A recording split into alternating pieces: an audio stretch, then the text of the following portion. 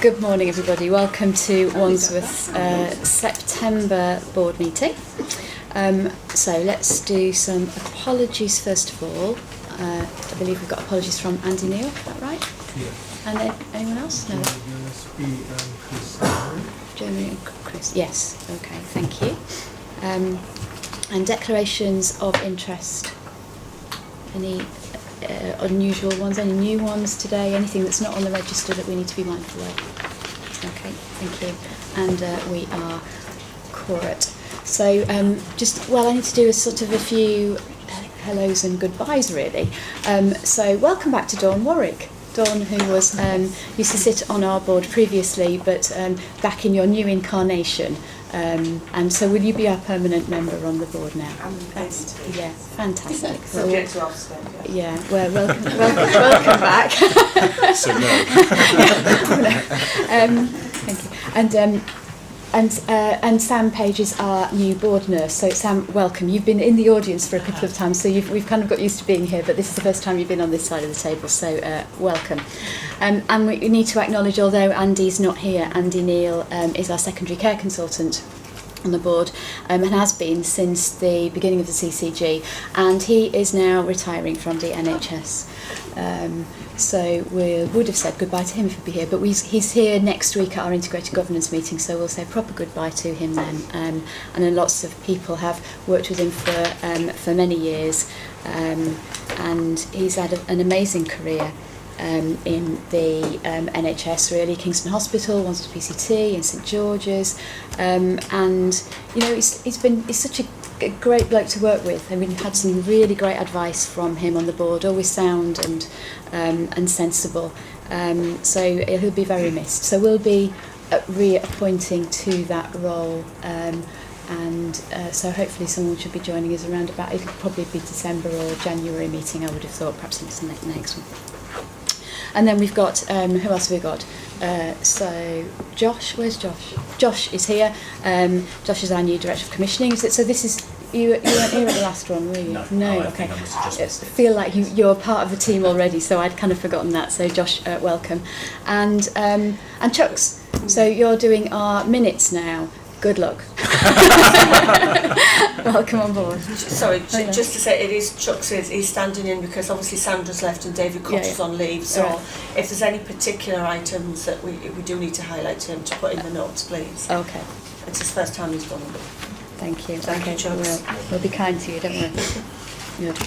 Okay, so it's been a bit of a month of press releases really, hasn't it? So quite a lot of big things going on in the NHS. You get the sense that everybody's come back from holiday and, you know, December's hurtling towards us and there's lots of activity out there. I just thought it might be worth thinking about two major issues. One, the St George's press release recently, which was around the issue of the waiting lists at Queen Mary's Hospital, and we will be addressing that, I think, in our performance report, and some of the issues that we need to talk about will be raised later in the board meeting, but I thought it was, you know, quite a significant issue that we should flag. We're working really closely with the St George's senior leadership team, new team there, and supporting them, but also gaining assurance that all the right things are being done to make sure that patient care is safeguarded. And then yesterday the report out from the King's Fund, commissioned by London's Mayor, talking about the STPs in London and really looking at how work from the STPs can be drawn together to be done more effectively across London. And there's been lots of commentary in the press about that, which I'm sure people have read. I think it really signals the Mayor's interest in health and how much he wants to be involved in that. So, with an eye to the north of England, I think we can imagine that there is going to be much more talk about devolution in London in the coming months. Okay, shall we do the minutes of June meeting? So, anything on accuracy first of all? John. Page 6, I just had a comment under the RTT bullet point, just about halfway down. I think it's probably been summarised a bit too much what I said. So I think I was making the point that there were some specialties at George's where we were looking to source additional capacity rather than take away from St George's to be done elsewhere. And also it was where there was limited available capacity, not no available capacity. I think it was just, I think they were the points I was making. Okay, thank you. Could you do a form of words that we can, on those lines, that would be very helpful, thank you. Any more on accuracy? And let's just do... Sorry, Nicola, just on page 8, in the actions, I think that JN is meant to be JH. Okay, good. It's correct on the matters are right. Okay. Log later on. Right, thank you. So just to go through the actions then, so on the effective commissioning initiative, this was under the planned care, and Nikki, I think this is past and gone really, isn't it? Because these meetings have now all taken place and the work is in train, so I think that's fine. So Julie, on the board assurance framework then. So we brought the BAF to the last meeting. We acknowledged that some of it needed refreshing. We've only just looked at our corporate objectives. Once we've agreed them, we will then refresh the BAF, but in the meantime we will maintain the Wandsworth risk register that we've got, and it is now, Chucks himself does that, so that gets regularly updated, but we'll do that through EMT. Thank you, okay. And the Alliance Staff Conference, an agenda to be circulated, did that? I don't know, but what we'll do is we'll circulate the write-up, because I think we've got the write-up now. Yes, anyway, so we'll get that's more important than the agenda, really. Thank you. And then performance report. So John, as this was just about continually tweaking and improving the report, really, wasn't it? So we've included the trend data for this report. So I'm happy to take any further comments, but now we've got 12 months of trend data in there as well. Okay, excellent. Thank you. Good. Okay. So does anyone want to flag now any items for AOB? Just so I can manage time. No. Thank you. Okay, so we'll move on to our area of clinical focus. So this time we're going to look at diabetes, and so Neil Bamford is here. Neil is a local GP and our clinical lead for diabetes, for those of you who may not have met him yet, although Neil, you've been here many times before, haven't you? Is Claire? Should be here. Would you mind just popping and getting her? Yeah. Josh, did you want to introduce this, or shall I leave it to Claire to do that?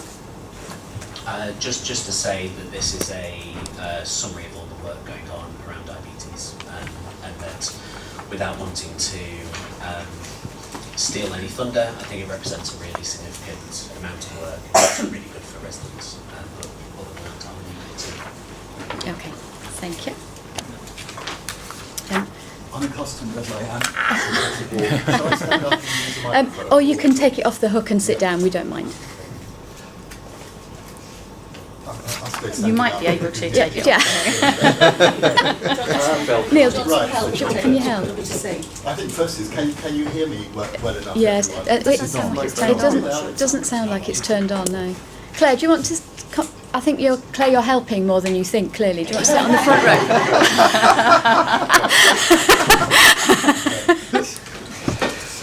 Right, well, good morning everyone.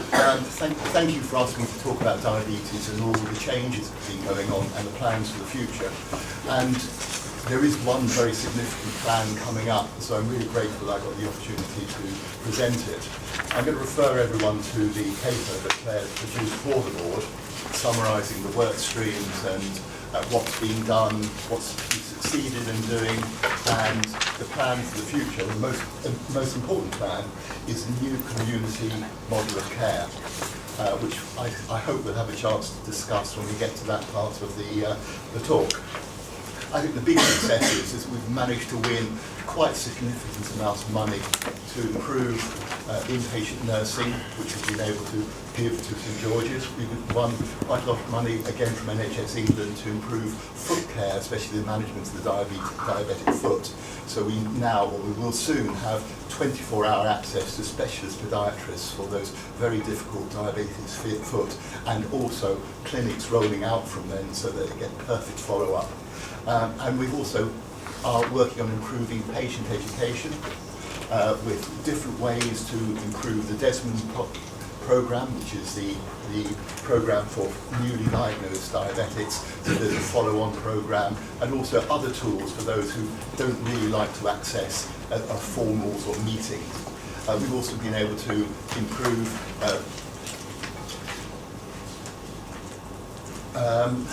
diabetes prevention and working with public health. We now have some money so that we can entice GPs to refer everyone who has pre-diabetes into a managed programme where they get education, training, exercises, opportunities, so that they can arrest their pre-diabetes and hopefully return to a sort of normal metabolic state. The problem we have with that programme is getting GPs to bite. So although Public Health and NHS England are giving us quite a bit of money to give to GPs to identify and write to patients, and we've got a fully funded education and programme, having some difficulty at the moment encouraging GPs to do the searches and refer their patients. I'm just putting that down as kind of a small point that maybe I can get your help with later on. However, after that, I think I would like now to turn to what I think is the main agenda item, is the new community model of care. Over the years, we've seen in our neighbouring boroughs different models of care, different amounts of money put into diabetes, and we've seen in response improvements in their diabetes. They've put lots of money into GP education, into community services, into tier 3 clinics, into community diabetologists. Our approach looks like it's going to be different. We're going to be using the multi-provider speciality group of care organised by the Federation, so that we get a tailored model of care for each practice. At the moment, it's very much in its sort of starting phase. It's collecting information. The Federation are visiting each practice, finding out the difficulties, the demographics of those practices, and at the end of September, October, they will find out what resources are needed to deliver a best care based on practice by practice. Things that are being looked at are the amount of hidden diabetes, the amount of non-attendance, the amount of difficult diabetes that should really be at hospital, the skills of the GPs, the skills of the practice nurses, and the workforce. You know, we luckily do have a full team of community diabetes specialist nurses, but that team is turning over. We've got the potential of employing more dietitians, and there's more community pharmacists who we can bring in to help.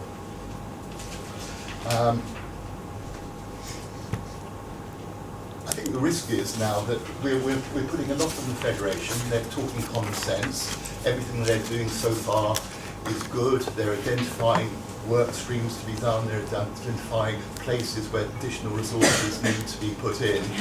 And then they will be coming back to us with a report that will tell us where money needs to be spent, where training needs to be done, where more recruitment needs to be done. And then we will proceed from April next year into a new model of care tailored to practices and based on the fact that actually diabetes in general isn't that difficult for GPs. It just needs to be organised, a bit of education. We don't need lots and lots of diabetologists. We need a better primary care team. Okay. I'm going to stop there. What have I not mentioned? We've covered it Yeah, very okay, broadly. okay. If I can expand upon what Neil said, would it be useful I've spoken to the mic? Yeah. Thank you. I think what we've got now, which is the first thing that the CCG have been able to do for a long time, is cover diabetes in at all parts. So we've got a prevention programme.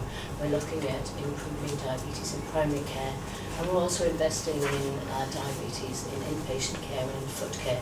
So we're covering a really broad scope of diabetes care, which I think is really positive. And what we've been able to do more recently, thanks to the development of the STP, is to work across South West London, because of course our patients benefit from care not just at St George's Hospital but at other hospitals, and equally St George's Hospital being a tertiary centre, receive a lot of patients from other boroughs. So certainly the work that we've been doing with NHS England has been at STP level, and there's excellent coordination with the other trusts and with the other CCGs as well. And just this afternoon, Neil and I will be at a South West London podiatry workshop to talk about how we maximise the use of St George's and how patients utilise the tertiary centre as well as it can be, but also use their local hospitals to the benefit of St George's, but more to the benefit of the patients, so they get access to the right medical attention as soon as possible in the right place. And I think that's really positive that's come out of working with an STP. Great, thank you. Thanks to both of you. Yeah, do sit down because we'll have some discussion now and have some questions. So, great. Thank you for the paper. The paper's really informative and excellent, and for flagging the some of the kind of main highlights of what you're doing. It strikes me that because ever since the CCG began, we've been seeing diabetes come on the agenda on an annual basis and be looking at progress. And I think it's probably safe to say that whilst there's been lots of good work done over the years, that kind of we've had limited progress really across all that time in managing to really change the model of care, and a lot of that has been down to the difficulties that we faced in changing secondary care, actually. And that this seems, the work that we're doing with primary care and with the GP Federation looks to me like it might have much more traction in being able to ensure that lots more patients are managed really well in their practice of their diabetes, which is where they should be. Most of these patients shouldn't be and don't want to be going into secondary care. So I'm really, feeling much more kind of positive about the opportunities here that we might be opening up by putting this investment into that kind of process. So, keep going. I would like to say, that's really, really good work. I'm just going to open it. I've got a couple more things that I perhaps wanted to bring up, but let's just open it out to people for comments and questions on this. Sarah. So I just had a question about the outcomes that we're expecting from this, because I thought it looked like a fantastic piece of work and a really good update on all the different projects and where we've got to on the projects. And I was just interested in, so once we deliver all of this, what's our expected improvement in outcomes, do we think? So just to give kind of the governing body but also the public a bit of an idea of what it is that we will expect to get out of this. Okay. So initially, the diabetes prevention programme is to prevent more people becoming diabetic. Difficult to measure, so I don't know that we're going to have tangible outcomes from that. But it's certainly to prevent people from developing diabetes. The work with the GP Federation is to improve treatment targets of patients with diabetes. So your key HbA1c, cholesterol, blood pressure. The inpatient work that we're doing for diabetes specialist nurses will help reduce length of stay and help reduce readmissions. And the MDFT, where multidisciplinary foot team works, the podiatry work, is one of the outcomes will be to reduce the number of amputations that we have. There are other outcomes. All of the pieces of work have a multitude of outcomes, but those are the core ones. Good, thank you. Carol. One topic that emerges in virtually all public meetings is the shortage of podiatrists and the difficulty of getting an appointment. Podiatry is at the heart of what you're proposing. Are we sure that we have sufficient capacity in that area? So the funding that we have received, I think it's about 700k for podiatry. Includes the recruitment of additional podiatrists. So St George's are just at this moment starting to recruit for more podiatrists. We're also recruiting a psychologist because we see that there's a role for psychology for pre and post amputation to support people in managing their condition after and before their surgery. Yeah. It might be very useful to include part of that program in the prevention of diabetes strand. This is what might happen, sort of stuff. Yeah. I think it's in there. I think it's in there.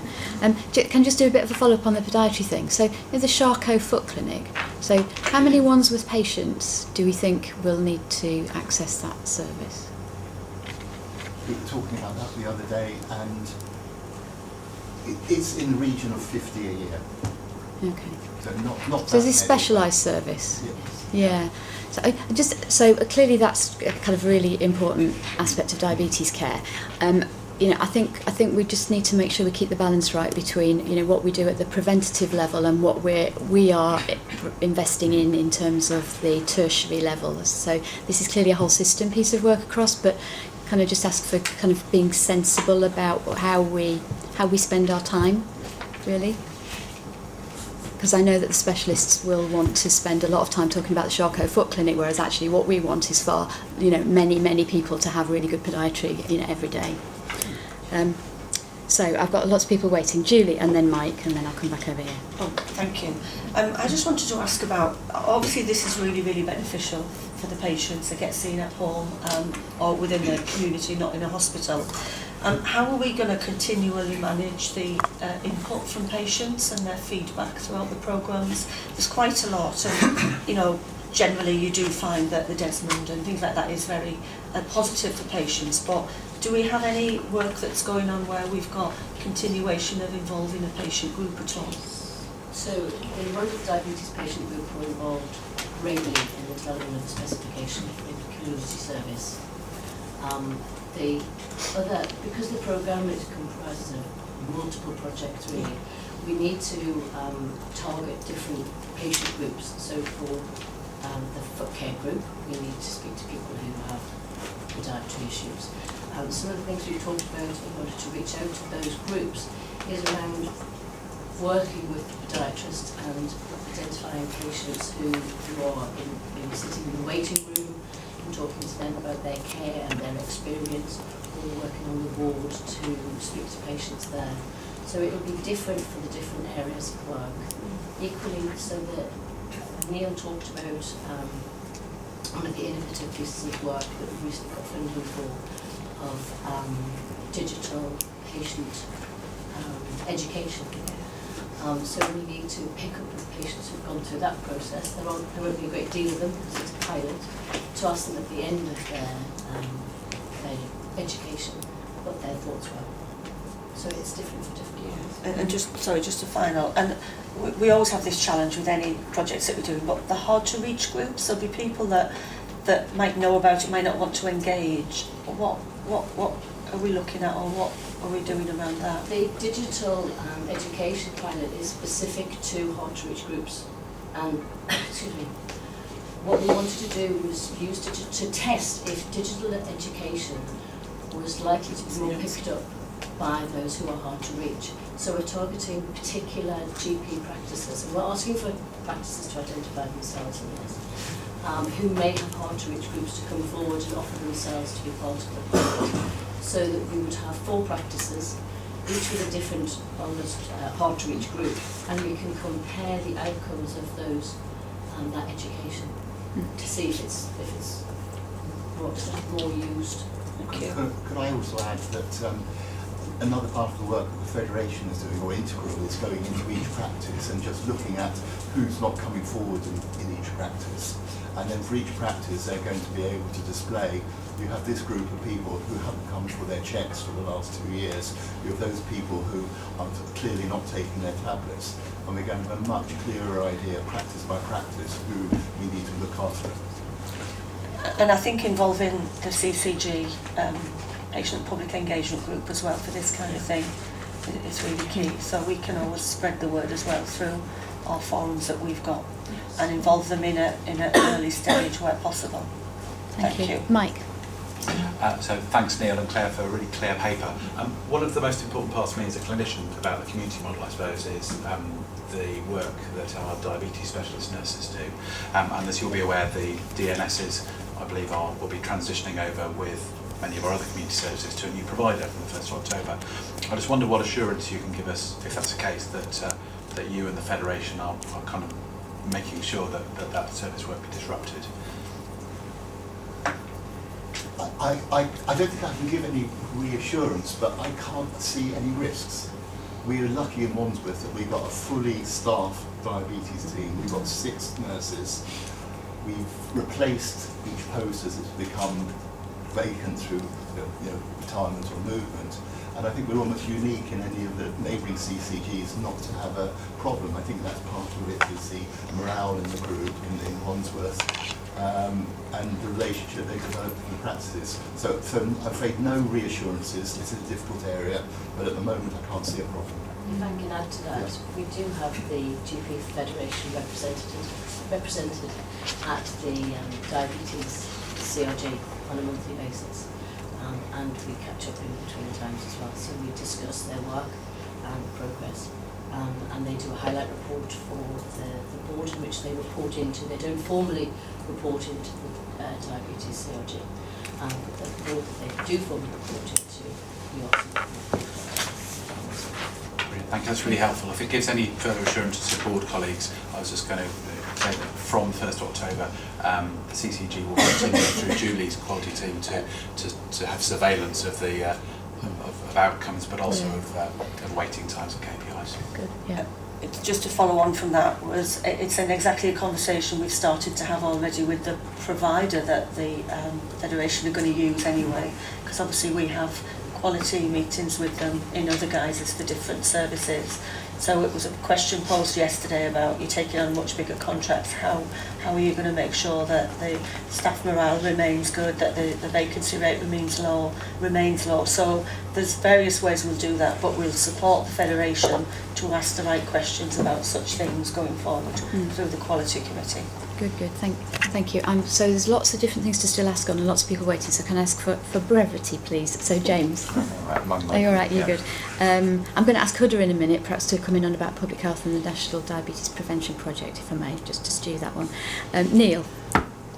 Yeah, sorry, my question was really about the fact, so the project's for 2 years, so the money runs out in 2 years, so how are we going to ensure we've got it financially sustainable in 2 years without it creating a cost pressure that the CCG will need to pay for? The programmes that the NHS England funded were selected by NHS England because there's firm evidence that by increasing the staff in those areas, you see a return on investment, and so we would expect to see consequential savings. And therefore, after 2 years, we shouldn't need to we shouldn't need to continue with that investment. That notwithstanding, NHS England said that there is a chance that the funding would roll over into years 3 and 4, and I've already provided NHS England with costs and activity for years 3 and 4. So we will see that there will be cost savings. One of the areas of work in the diabetes inpatient specialist nurse work that we've commissioned is for London South University to do a full-scale analysis of the impact of having additional specialist nurses, and that's a financial impact assessment as well. Andy. Thank you. So just 3 quick points. First one on the COCH reassurance, Mike. So actually I feel more reassured having a new provider for community services. I think that's partly because it's the GP Federation who have very much got their eyes on the ball in terms of local practice, real working and those connections. I think also the KPIs are around some of the specialist nursing as well, which we've not really had before with the current contract. So there's a lot more transparency when it comes to contract management, which is really important, especially for specialist nurses. That's the one point. Second point, I think, is just around the Federation, just a slight word of caution. So we've commissioned them back in April to do the scoping piece of work to report at the end of September. They have been going and doing the practice-specific visits. They have got diabetologists from St George's sort of doing virtual clinics, which have been really useful. I think it's helped us build a picture of actually some of the gaps really. So I'm expecting when they come back, a lot of it will be around the education that's needed in primary care. So it's less around an entirely new model of care, it's more around upskilling, management really of the existing workforce, which is obviously huge in general practice, and using the integration with COCH and the Federation to really boost that further, a holistic model of care. And I think the third thing, which I know we didn't put in this paper deliberately, which is around the PMS KPIs, because it wasn't signed off at that point. So we have got the 7 care process for diabetes included within the new premium PMS, which will really help, and the other ones obviously we will keep a very close eye on as well. So I think would echo the rest of the comments. I think we're a bit more assured that diabetes as a whole is really kind of moving forwards now. Yeah, very good, thank you. So Hoda, on the prevention project, prevention is absolutely a critical arm of this, because we're going to be swamped with people who have diabetes that we could have prevented otherwise. So looking at it from where you sit, how is that project going, and what else do you think needs to be done? Actually, you're absolutely right, and if you recall 2016 my annual public health report was on diabetes, and we looked at the whole range from early prevention to managing complications, and I was trying to upload it here to just remind myself how many buses a year we have people who are getting diagnosed with diabetes. I can't remember the exact More numbers. buses than on Putney High Street. Yeah, absolutely. So it is something, I mean, we really wanted to identify people who are on the cusp of developing diabetes. It's much more cost effective intervening early. So I was going to ask, what is preventing the practices from doing this? What are the hurdles? Can we do anything about this, which I will come to. But I think it's important that the prevention work is embedded in the STP and appropriately funded. It's extremely important. I think this is where the value for money is. And we'll come back to this point. So Jamie Fagg in my team, he's just actually leaving us end of September to become the national lead for the programme with Public Health England, that will be developing the evaluation with the academic world. So we will have a connection there to evaluate the programme. So back to you, please, Neil. What is in the way of practices taking up the programme? We have identified the main problem is just not speaking with a clear voice. We've got a good programme, the National Diabetes Prevention Programme. We've got money available. Why aren't the GPs jumping in to do it? And I think it's because it's mixed messages. The programme is a little bit complicated. It's a lengthy programme. There's some doubt about whether every patient will finish the course. There's a little bit about discussion about different techniques on preventing diabetes, whether you use drugs or whether you use exercise, whether everyone should see a dietitian, and so on. So we're not getting a clear message across. I think if we get a clear message to the GPs, when you see that patient, this is what you do, and this is the information that supports our decision, I think that will be the first big step forward, and we're planning to do this. So we met recently with the lead from Public Health, Leona, to discuss a plan to reinvigorate NDPP in Wandsworth, because it's not as out there as we'd like it to be. We now have that plan. We're talking about investing in the practices more and communicating better out practices. It's been done elsewhere in South West London. I don't see why Wandsworth could not be excellent advocate for doing something such as this. Yeah, absolutely. So are the mixed messages a local issue, or is it just the programme itself? Is it the way we're implementing the programme locally? I think it's both. And I think it's a national, I think it's not a national problem, it's a London problem, because the provider of the services hasn't been delivering feedback as quickly as London would have liked. And that's been fed back at the London Diabetes Network meetings. Okay, so I mean, I think there's some awareness raising that we can easily do as CCG in the localities and with our GPs. So I think everybody would offer to do that. So could you let us know what you might want specifically? But clearly this is just a big piece of awareness raising work, isn't there? And to make it easy for GPs to do this, so have the right bits of kit on our system which flag up, this patient would benefit from. They're sitting there, let's make those automatics happen. That's not difficult to do, and the Federation will be able to support with that. So, very good. James? So just a couple of points. I think the first is just to validate that actually that it has been a national challenge in terms of the awareness and getting the referrals into NDPP. I think it's proved more difficult than anybody thought. So I think the measures that we're taking are the right ones, but I think it does need to be very closely with the national team to make sure that we do get the numbers up. I think in terms of the financial aspects to this, I think that there's a couple of sort of points linking into wider strategy that are worth bearing out here. The first is around the sort of the funding going away after 2 years. With the way that CCGs have often planned, there's often been a bit of a challenge around things like diabetes in particular, because you don't get a very good in-year return on investment on any of the transformation work that you do, and sometimes it's very difficult because of the way that we plan to make some of the investments in the things that you know are the right things to do, because it's hard to make the business case on the cycle by which we sometimes plan. I think for me, what's good about this is it gives us a good run at being able to demonstrate that a relatively small investment in the right type of community resource has a very substantial return in terms of effective use of the system, but it might not come through in 1 year, it might come through in 2 or 3 or 4, and at the point that we need to make decisions about continuing some of that investment, we might still be on the upslope of seeing that return come back, but at least we have the space and time through this in order to be able to do that.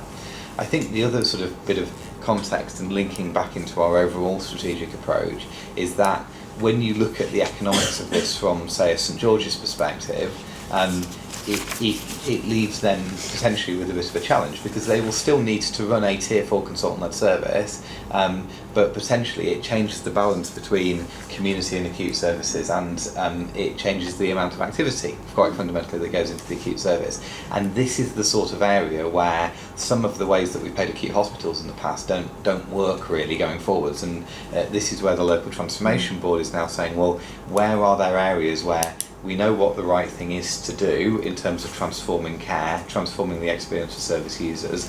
Where do some of the levers and mechanisms we have in terms of, say, the tariff start to work against it? And so how do we need to start to change some of the systems and incentives that we have to make it the right thing to do, the best thing to do, the right thing for all partners within the system? So I think it's just worth the board being aware of when you're looking at initiatives like this, and then we start to talk about sort of accountable care models and changing the way that we contract services through the work of the LTB. That's the sort of thread. That's why we're having the conversation, is to enable things like this to happen. Very good. Sam?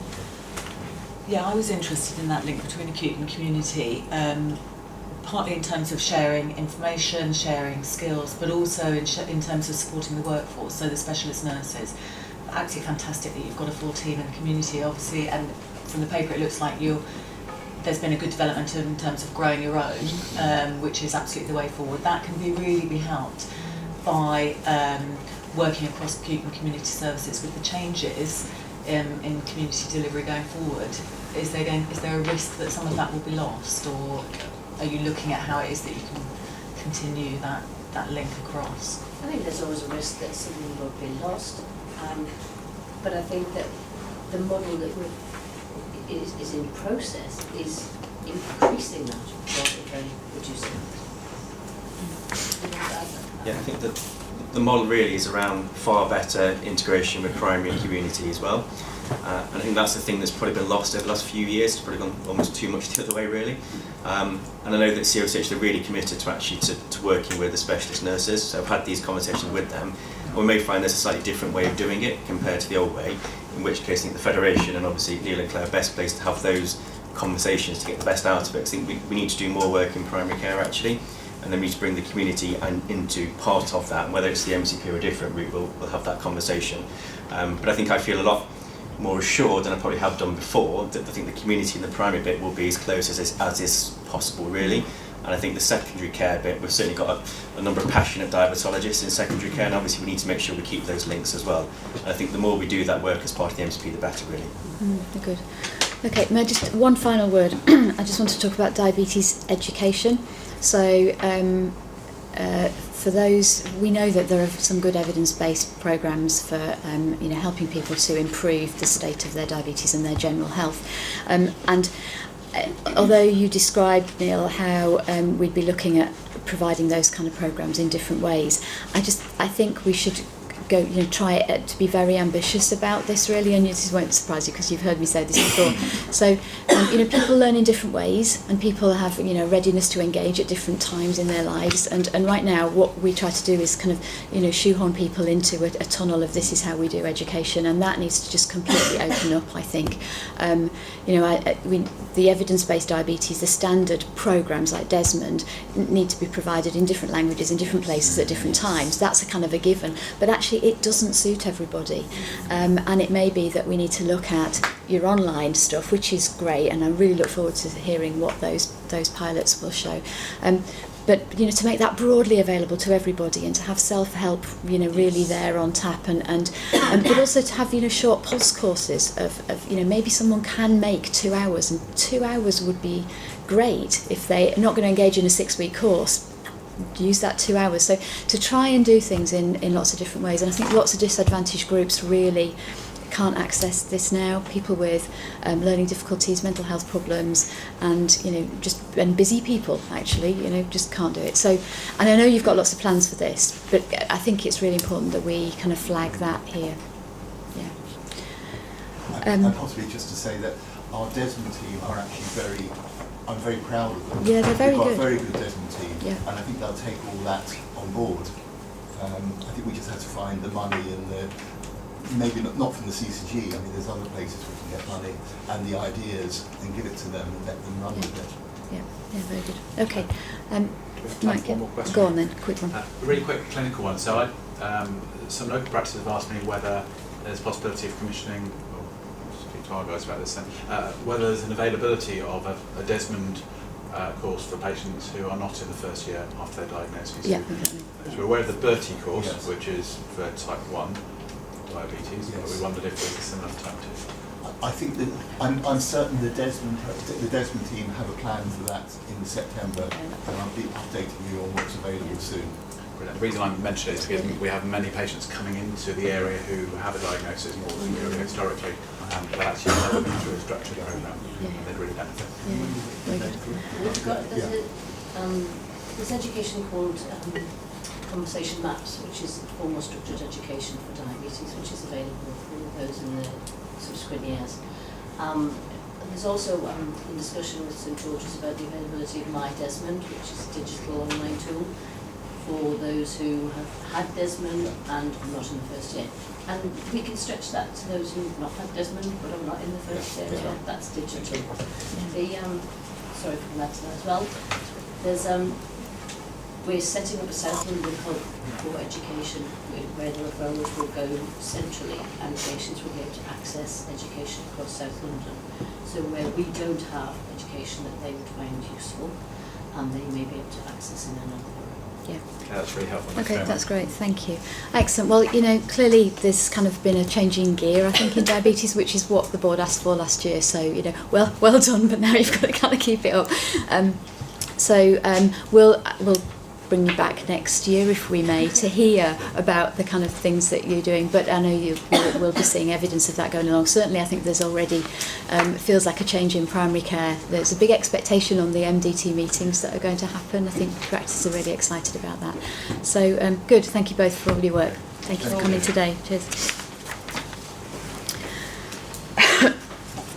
Okay, shall we do West Wandsworth locality annual report? So for those of you who are new to this board, so we've got 3 localities and each of them do an annual report once a year, and so we bring that in a kind of in a cycle.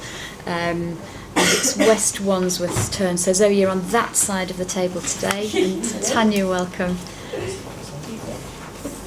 Oh, and Rue, you're popping out. Well done. Very good. Team West Wandsworth. Yeah, all right. And moving on. So, thank you for the paper, guys, which you can assume everyone has read. Do you want to flag some highlights and areas you'd like us to talk about? Yes, so we are West Wandsworth team, so I'm Dr. Solos, I'm the GP in I'm Matt Barrell, GP at Naples. And I'm Tanya Stacey, the locality manager for West Wandsworth, who doesn't know. So basically, you can see from the paper, West Wandsworth is a locality with around 80,000 registered patients. Very diverse demographic, which is echoed in many areas of London and Wandsworth. Particularly in our locality, we have Roehampton, which is an area of high deprivation, which equates to quite a high level of disease prevalence, in fact the highest in Wandsworth, and obviously that presents many challenges in the locality, and some of our initiatives obviously try to address some of the the poor health outcomes that are associated with these higher levels of population. As a team, our sort of main objective really is to engage with others. So with the patients, risk patients in our locality, with the GP member practices, and other stakeholders such as public health, pathology, and other sort of voluntary sector organisations. We engage with our patients in many ways. We have a patient forum which has representatives from all of the GP practices, and they, in the paper it outlines the number of discussions that happen there. We also have a patient who attends on a rotation basis at our locality forum, and the GPs locally also visit other patient groups and feedback to our locality. There are many non-direct ways we hear the sort of patient voice also. So we encourage our GPs to report make a difference alerts to CCG, and we feel that's a great way of hearing the patient voice, because often those stories come from patients and they really have an impact on decisions that are made within the CCG. We also engage with our member practices. We have regular meetings, and Tanya does a lot of work with supporting practices locally. I thought it'd probably be useful to give an example of how it works to make it feel more real. One of our focuses is around the quality of primary care. And when we were thinking about this, we initially went to our patient forum and asked them, what does good quality primary care look like? One of the main themes that came from that was good access to primary care. We then had a discussion, and within our locality forum, the patient within our group there raised, that he had been in his practice and seen, an advert on the door saying, we have a high number of DNAs, please, let us know. So again, we sort of thought about this. Public health report highlighted that we had a high level of emergency or A&E attendances in Roehampton. So all of this information came together, and we discussed it at the locality, we discussed it within the CCG with the urgent care team, and actually within our locality we've now developed a programme to support practices within Roehampton, particularly in Wandsworth, to look at demand and capacity within primary care, addressing things like DNA rates, trying to improve access for patients, and therefore hopefully reduce their needs, but improve patient experience of primary care. So I think that's quite a good example of how our team works. I'm just going to hand over to Penny, who's going to talk about a few of the initiatives that we've seen. Thank you. So in addition to the detail outlined in the paper, I just wanted to highlight a few of the key achievements that the locality has accomplished over the past 12 months. So firstly, the West Wandsworth Patient Advice Service has now been running for over a year in West Wandsworth. This is following the success of the model in Wandle and Battersea. And during this time, over 160 patients have been referred to the Citizen Advice Bureau advisor. So they've asked for advice around things like benefits, welfare, housing, employment, and many other areas. Clients who've accessed the service report that their levels of stress and physical illness were reduced following their appointment, and many also said that their quality of life was improved and the likelihood of them visiting their GP or A&E after their appointment with the Citizens Advice Bureau was reduced. Secondly, the barbershop initiative. So we aim to provide mini health checks and lifestyle advice for mostly men who are less likely to attend general practice for routine appointments and screenings. So during the project, the nurse saw 280 people within 2 local barbershops, and around a quarter of the people seen were found to be at risk of developing coronary heart disease and or diabetes. So then they were provided with specific advice or specific referrals to reduce this risk. Thirdly, the West Wandsworth locality team also worked closely with St George's Hospital to enhance the provision of services at Queen Mary's Hospital site in Roehampton. So over the last year, we've developed a consultant-led rapid access clinic which forms part of the AAA, or Acute Admissions Avoidance Path. The service offers a rapid assessment for elderly patients who have functional or clinical deterioration and aims to provide an alternative to A&E attendances or acute admissions. So since the service launch, over 160 patients have been referred to the clinic, and the vast majority of those have either returned home with a care package or been seen as an outpatient at the Bryson White Rehab Unit at Queen Mary's. Without the service, it's likely these patients would have attended A&E, and therefore by the introduction of the service, significant cost savings of around £200,000 are forecast to be achieved in 2017-18. Thank you. So yeah, that's a whistle-stop tour. Yeah. Really, the paper, I'm sure. Very good. Thank you all very much. So let's just have some questions and comments. James, did you want to kick off? Thank you very much for that. I think it's a very comprehensive report, and I think that what it really continues to reinforce for me is the importance of having sort of strategies and approaches at a number of different levels, because sometimes we think about the CCG and the LDU in South West London, but actually sometimes we need to get right down to a specific locality as well. I think one of the areas that will become more live for me as we move forward is actually around Queen Mary's Hospital. So we know that we need to do a piece of work with colleagues in Richmond to really work out how we take forward QMH and how we make best use of the site. It's a fantastic asset, and we need a really strong strategy for it. Do you think within the West Wandsworth locality there's a very strong sense already of how you would like to develop the QMH site further? I think from our perspective, I think it's important to realise that this service is available to the whole of Wandsworth, which is really important, because actually traditionally it's just been used by West Wandsworth, so I think that would be one thing that we really want to encourage. I think there's traditionally been a sort of focus on St George's.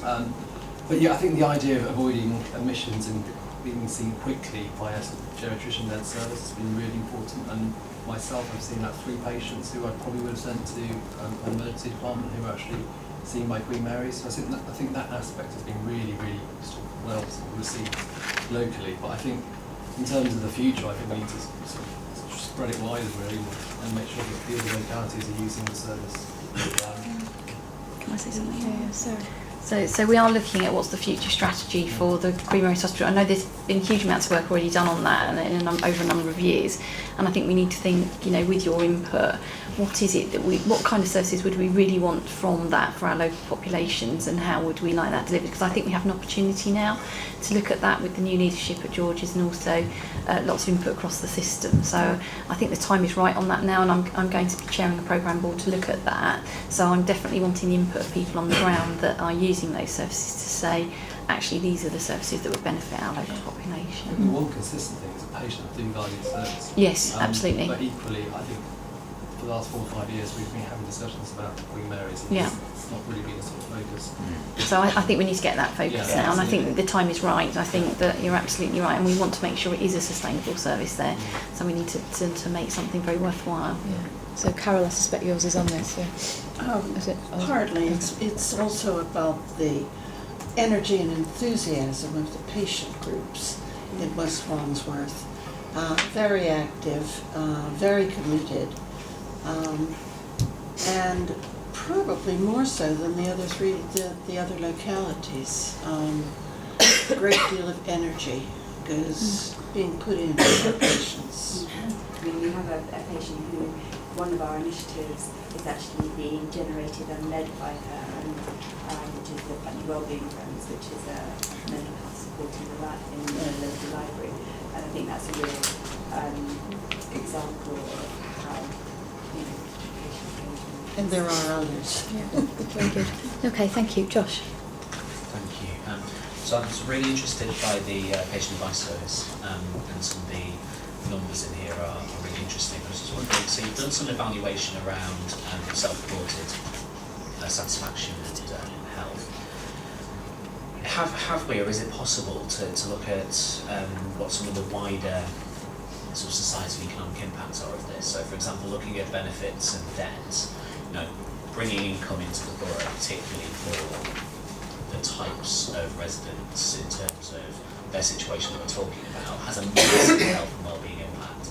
And then this evaluation will go some way, I'm just looking over to Huda for this, will go some way to reflecting that, but I wonder if we're missing a trick by not comparing it with how people access these services from other routes in order to get a fuller idea of the benefit of these sorts of services.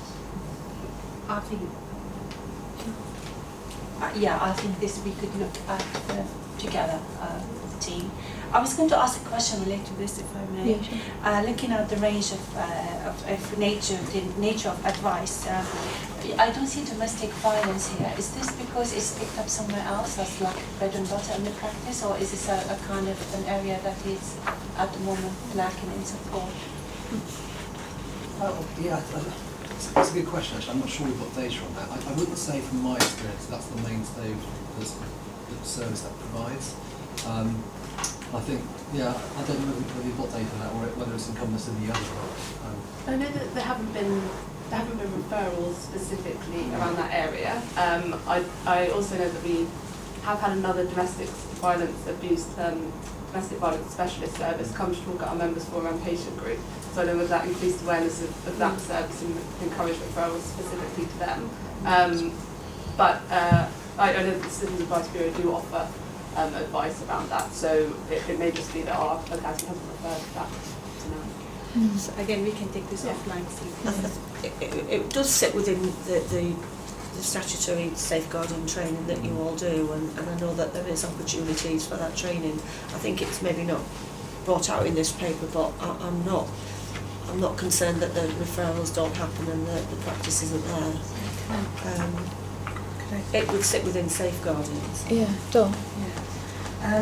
In terms of GP referrals to children's services, I think domestic violence is a significant contributing factor to the situation, and we are launching a refresh of the governance arrangements, and we have had GP in terms of having an overall plan for how we respond collectively as statutory organisations.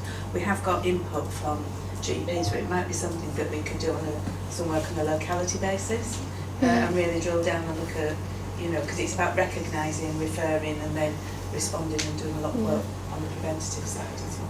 So it looks like somebody needs to perhaps do a piece of work to see where in Wandsworth actually, because it may not be West Wandsworth, it might be about where we would be best, where should we focus our efforts with this, to have a look at, to see if services are what we need them to be, and awareness raising and just a whole project around it, which might be in West Wandsworth but maybe not. So that detail would sit within the local authority, wouldn't it? It would, Safeguarding referral. I think we need to make sure we're getting the right people around the table and not just one GP, that the localities are represented. It's not something that any of the localities have focused on specifically in the time that I can remember actually, so it sounds like we might do something we could do, absolutely. Good, thank you. Andy? Thank you. And actually, congratulations. I think this is probably the strongest year actually in the West Wandsworth locality. And what's really impressed me this year is how you don't look so sloppy. I keep pushing you. I think what's been really impressive is you've built on the engagement of the patients and also the member practices, and actually done some real service transformation. So the work at Queen Mary's, so the rapid assessment clinic, we've done that for free. There's been no additional resource. And it's been a lot of pathways, a lot of working with the geriatricians, which hasn't always obviously been easy, a lot of working with the nurses there, and actually a lot of the changing behaviours, because that service has sort of been available but never actually worked for a long, long time. And actually, I think with the passion of actually Tanya on this one, really driven it through and actually got some real good outcomes from it, so well done. And also I think you've also done the quality work well. So I know the Roehampton surgery, which isn't really talked about much in here, but you put a lot of effort into that one to make sure that I think they're going to get much better CQC, so less than what's in the paper. I think well done. I think you've really balanced the whole quality angle with the transformation, with the member and patient engagement as well. So really keep going. Thank you. Yeah, absolutely. So thank you. So I've got John and Stephen, and then we're wrapping up. John. Thank you. I thought the men's health initiative was really interesting, and I know it's a relatively small pilot group, but we know that young and middle-aged men don't access health services in the way that they would be expected to, and going to venues where you have a captive audience, I thought was really interesting. On the back of this pilot, is there any plans either to extend it within the same area or to take it to other areas? the interesting part of that is that a lot of the people who were seen were women as well. I think it was like 30%, was it? So actually, it just shows you that you can have intentions with the project, and that it doesn't always achieve what it wants to do. But that said, it did have some quite tangible sort of outcomes in terms of picking up unidentified hypertension and sort of risk of coronary heart disease. But in terms of steps forward, I suppose that's the discussion that we have amongst our West Wandsworth County, really, about where we go forward, and often we take it to our members' forum, really. But I think it has been a valuable project, and it works quite well in the other counties.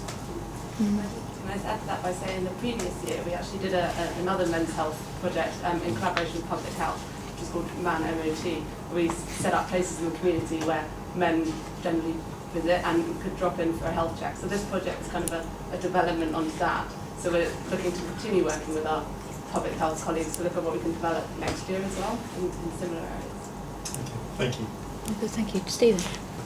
Yeah, I thought it was really interesting, good, encouraging paper. I just wanted to ask, you don't mention in the paper anywhere about the local authorities' Roehampton Regeneration Programme, and I just wondered, kind of where does that stop and start in relation to your work, and what are the relationships, and are you working with them, and are there opportunities there? We are indeed, actually, and a couple of members of our patient group attend those meetings, and I've been to a couple as well, so we're actually quite actively involved. We didn't actually put it in this paper, but of course there's huge opportunities there. I think the scale of the development is incredible. Yeah, I mean, that's an ongoing project, and it's, we're looking at 5 to 10 years really. But yeah, there has been quite a lot of active engagement with that. Good, excellent. Okay. Well, thank you all very much for a year of really excellent work, and I just think this goes to show that we've always thought that our localities were really the engine room of the CCG in working out what locally we need to do. We've got lots of things that need to happen at a bigger scale, but these things are really, really important too. So yeah, thank you very much all of you for all your work, and you can pop back in now. Thank you, Tanya. Okay, so we said that we would have an STP update. I think we might change the name of that at some point along the route, but for now it's the STP update. So Sarah, do you want to update us on the goings on? Yeah, so a bit of feedback I think from when I started was that governing bodies and boards didn't feel informed about what was going on in the sustainability and transformation plan as it was, and partnership as it is now, in case anyone hadn't noticed the change. And to be honest, for me, it's not about whether it's called an STP or actually what we're doing across South West London around delivery of improvement for our local populations, and I think that we might need to get away, as you say, from the STP brand. So we decided that we were going to pull together a plan. I feel a bit Monty Python-esque in that it's one of those questions is what did the Romans ever do for us? And I'm hoping that at the end of it we can prove that we built a few roads, maybe in a bit fresh water. But I don't think, but it is a little bit of a realisation that people didn't understand how much work is actually going on across South West London to deliver something together. And I'm not suggesting that it's all perfect, because there's huge amounts more work to be done on this. So we thought we'd pull together a brief. It's not brief. It's quite long, and the reason for that is because governing bodies and boards hadn't actually received a lot of information up to now. So there is a bit of a baseline getting everybody so that they've had a level of information that they can all look at, and then I think it's marked as draft because I think what we'd like to do is get feedback from you, not just about what we're doing, but how we report that in. And some of the feedback that I've had so far is we'd like to do some deep dives into some specific areas, and it's quite helpful to have an overview, but we need to get into some of the detail as we go forward, which I would totally accept. So to give you a bit of an overview, we are refreshing the work that is currently going on across South West London. There's a number of reasons for that. What I would say is that the feedback that we've had both from the public and from professionals is that actually there was not full buy-in to everything that was in the STP, and it was done at a very high level and required quite a lot more detail in order to make it real for people. Also that a kind of top-down South West West London approach isn't what's going to work, and we need to be really focused locally, and we need to own it, and we need to know what it is that we're trying to do in order to deliver sustainability for our populations. And actually, if you reflect back on what the King's Fund report said yesterday, it absolutely supports that direction. And there was a lot of concern in the local populations about this idea of 44% bed reductions, which wasn't actually what was in the STP, but it does. That's the way it reads, and also closing hospitals, which we know we don't want to close hospitals, but we might want to deliver services differently. So we're trying to do a bit of a refresh now, and we've set up local transformation boards, and you've got a local transformation board which you've referred to already around Merton and Wandsworth that will be taking forward the health and care model for the local populations, working with the providers, working with the local authorities, working around prevention and localities, as we've talked about. You know, scale has to be right. It's about local populations. It's not just about South West London, although there are things we can do across South West London. So I'm going to talk a little bit about where we've got to with refreshing the strategy. The first thing is that we have agreed sorry, I'm just wishing through. We have agreed that we will have 4 transformation boards across South West London. One is for Merton Wandsworth, one is for Kingston and Richmond, one is for Sutton, although they're doing some work with Surrey as well and with Epsom St Helier, and one for Croydon. Croydon being really the only borough where everything is kind of co-located in one place, because they've got local authority, CCG, their community and acute provider there. We've looked at a number of the South West London pieces of work and tried to do an update in here. So we have 4 national programmes that we have to deliver and have a delivery plan for. One is urgent emergency care, there's another is cancer, primary care and mental health. So what you've got in this update is also a bit of an update on those 4 national programmes, and there's lots of work that's going on in all of those programmes, both at a local level but also built up to South West London. And it is interesting when we hear things like diabetes. I know it's not specifically in those, but actually there's a huge amount that we're gaining from working at scale on South West London, but also in working very locally. In the report you've also got, and I'm not going to do all the detail, but you've also got some of the enablers that we are working around. So things like integrated care, there's some information in here on digital workforce and estates and finance. I'm not going to do all the detail because I know that you've read all of this. And we've also identified some areas in South West London where we've said actually we want to do something together, and musculoskeletal is one of those areas. And actually James is the planned care lead for South West London, James Blythe, and we had a workshop and we agreed that actually we wanted to have similar standards across South West London of how we deliver musculoskeletal care.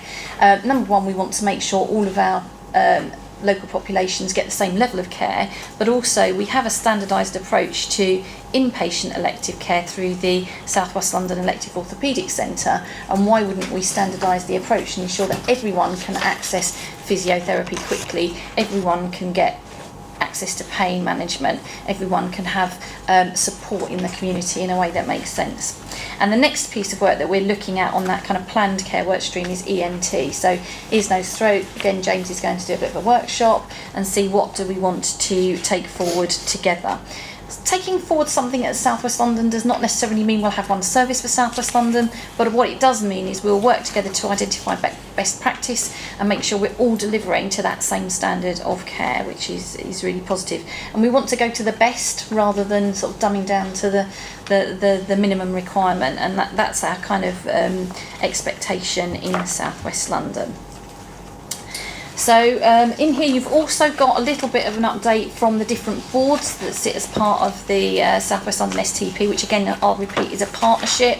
It's not a formal statutory organisation or set up, and all decisions that are made around South West London come back to the statutory organisations, but all of the statutory organisations in South West London are part of that partnership.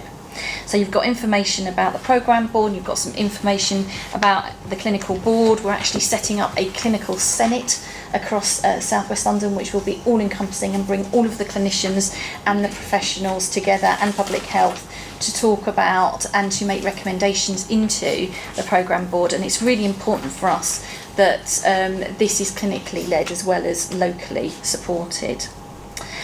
We've got a new communications director in the form of Charlotte Gorn, and she's been looking at, as part of the refresh, how do we make sure we communicate appropriately with our public but also internally to our staff and to our partners. So we're refocusing the communications and engagement, and I will actually, there's one slide that I really do want to talk about and talk you through, and it's the only one that hasn't got a number on it, which is always the way, isn't it? But it's page 52 on your kind of slide, so it's after the 51, and it's the summary of the current thinking. I think this is really important because this is what we're trying to do now across South West London, which I think is a different approach to the one that we took before, which is a local approach works best for us. That's the first point. The second is the best bed is your own bed, and we want to support people to be as independent as possible and support them in the community. The third one is about care is better when it is centred around a person and not an organisation. This is a partnership that actually is about individuals and populations. It's not about the organisations, and we need to really get the focus on trying to deliver the best outcomes for our local populations. It is likely to mean service changes locally. We're not saying we're going to close hospitals, but we do recognise that consolidation of some services may actually improve outcomes and be better for patients. But we're also saying if we do that, we will talk to people, we will consult, and we will do it in a way that makes sense. We need to show people how this works, because we're incredibly good in the NHS in saying it's going to look fantastic in 10 years' time, but we actually have huge amounts of good practice, and we hear about it all the time in Wandsworth governing body. We need to show people that we can deliver that level of care in many different areas. And also it's about involving people and getting them to co-produce some of this with us, so that's got to be the focus for us. I think that's a really important slide. That's kind of the direction now. So a bit of a forward look. We are actually still doing the planning. We are still doing the normal kind of rigmarole of commissioning intentions and operating plans that CCGs do. And we are also still focusing on the delivery plans for everyone. So that's a kind of real whiz through. And there's lots of information here on some of the programmes that are going on, but we would like to bring back a bit more detail for you. The other thing that we will include in the future is quite a lot more information on what the Local Transformation Board is doing in your area, so that people have ownership of this. And you know, from my perspective, I'd like feedback on how it's going across South West London, and we are trying to make changes and trying to change the focus and make sure that the local is supported. But also, if you want something different around reporting or how we're going to work together going forwards, we want to hear about that as well. Very good. Thank you very much, Sarah. That was very helpful. Anything to say? Huda? Dawn? Probably continue what I'm going to ask about prevention. Yeah. First of all, thank you, Sarah. This is really good to see it all in one place and to have it explained. It's always easy. And also, it's a great opportunity to have industrial scale solutions across so many boroughs as well. So really good. So with prevention, I'm really starting to see where is the prevention here in this work. As I said, this industrial scale solutions, making every contact counts. This is like the mechanism where you can influence the providers to intervene at the right time, in the right place. And also, for example, the Mayor launched the health inequality strategy recently and talks a lot about mental health and mental health first aid and so on. So really, I would like to, I want to understand where the conversations are taking place and how do we best influence that to make and support this work. So that's absolutely right, and we've had a discussion with the public health directors across South West London, and I think that what we had in the previous version, again because it was brought together quickly and quite high level, was a kind of high level motherhood and apple pie around prevention. And what we would like to do now is to pick 2 or 3 big areas for South West London that we can all agree and say, actually we're going to do something different around prevention for South West London. Where will we get benefit at scale? We'd like the public health directors to help us to identify those. Mental health is a really good one. We have had discussions. It's it's not said that's absolutely what we're going to do, but we have had discussions around Thrive, which you will be aware of, the London-wide mental health strategy, and also around children and young people, and whether or not there is something across South West London that we could do around mental health, Thrive, and children and young people that could be one of the areas. So just as a good example, that we could maybe do something across South West London that would support. And I know that there's some really good practice in Wandsworth around schools and how mental health education is working in schools in Wandsworth. So we want to work with the public health directors and with others, and we want it to be part of the refresh of the STP. We want to have something quite concrete around what we could do with prevention across South West London that would really benefit everyone. So we welcome your input into that, Huda, and the other public health directors and others if they're interested to try and pull that together. We won't get everything into the new refresh because it is quite a short time scale, but I think what we can do is start to pinpoint at least the direction we're going and start to do the work, and then to keep updating this has to be live. It can't be just a plan that sits on a shelf somewhere. It has to be what we're doing on an ongoing basis. Okay, thank you. Dawn. You've partially answered, preempted one of my questions. I've got two. One is, and I think this is a really helpful summary for somebody who's emerging from sort of Ofsted land. It's good to start getting that strategic overview. It's really about the engagement of children's services and the director of children's services to make sure, you know, that they're right there. There's a strategic work stream around that. And I couldn't see very much on children other than the mental health component, so I think that might be a conversation. And then we always know these transformation projects are always scuppered by the politics, so it's really about the political engagement through this process as well. So absolutely, and welcome the. I think that's an offer. Welcome the offer to talk to the Director of Children's Services, because I think it's really important. I think there are some gaps. I mean, I'm not suggesting that that even when we do a refresh it's going to be perfect, and there are a number of areas. So children's services, mental health services, some of the things that have been pulled out as actually we need to do more work. Workforce is another big area where we need to do a lot more work, and there are potentials of working not just at a South West London level but a London level on some of this. So absolutely pull that out. On the politics, I've met with most of the MPs now across South West London, and I've met with the leaders and the Health and Wellbeing Board chairs. Not everybody, but I've met a lot of them. There will be some things where we can get total agreement. I think there's some really good stuff around the prevention agenda that I think we'll get political support across the board. There are other things where no matter what we do, we are not going to get political agreement, such as any significant service change around particular hospitals.